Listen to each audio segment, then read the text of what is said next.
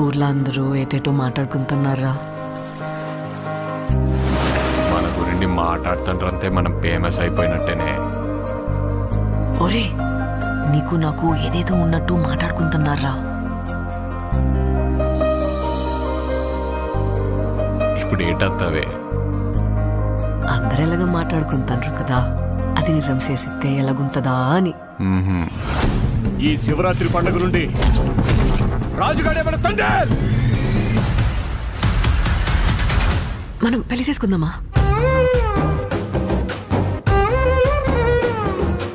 ఇక్కడున్న 3 నెలలు నా 9 నెలలతో సమానం. అంటే రోజుకి 3 రోజులు లెక్కరా. వద్దు రాజు, నువ్వు ఇంటికి వెళ్ళొద్దు.